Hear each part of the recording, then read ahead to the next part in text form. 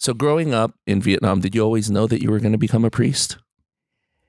Wow, the call is a mystery.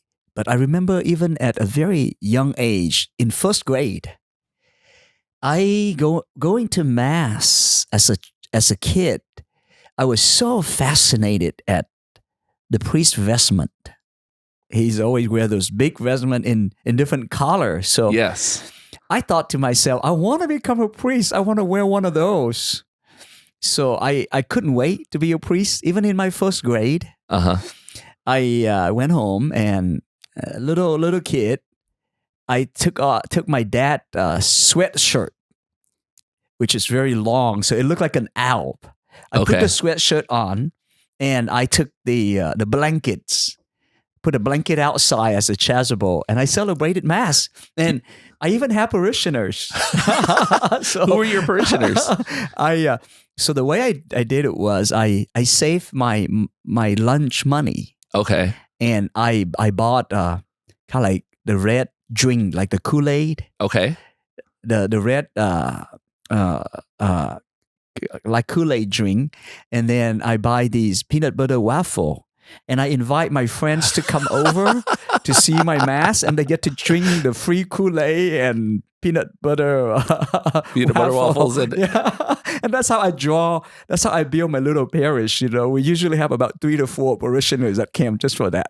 Now I know why you're so good with your homilies, because you've had practice ever since you were a kid. Since I was a kid, they put up with my little homily, and I celebrated my mass. Practice makes perfect.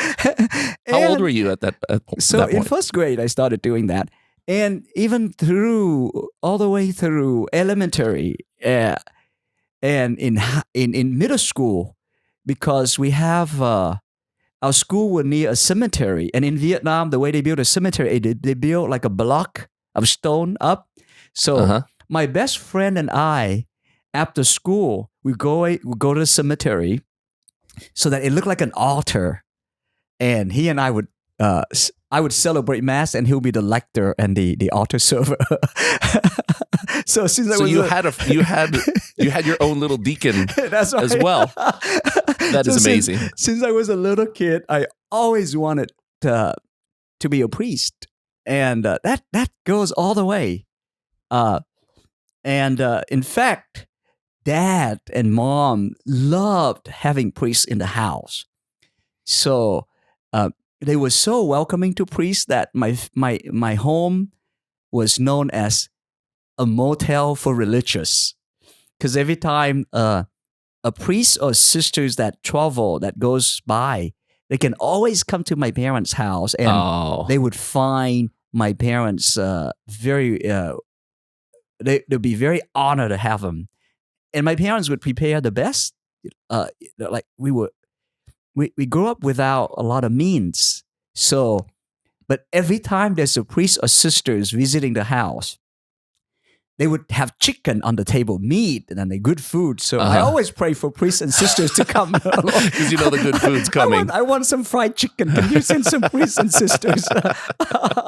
And whenever they came to the house, and they would talk about being a priest, and when they leave, I said, "My mom and dad, I'm going with them to the seminary. I want to be a priest." And I would cry. Oh, wow. So my dad finally took me to go see the bishop.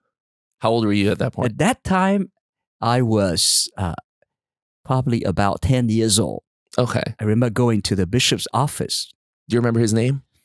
I do not remember his name. I have to think about it. He have since long passed.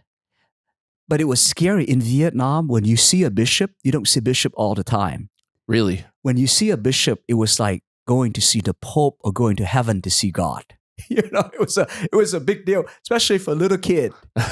So my dad drove me to the bishop's house, went to his office, and I remember when the bishop came out, we knelt down and we kissed his ring. We went inside his office. We sat across from his desk, I remember, and I was shaken up. I was so scared because Dad was about to tell Bishop that I want to be a priest and hopefully he'll take me.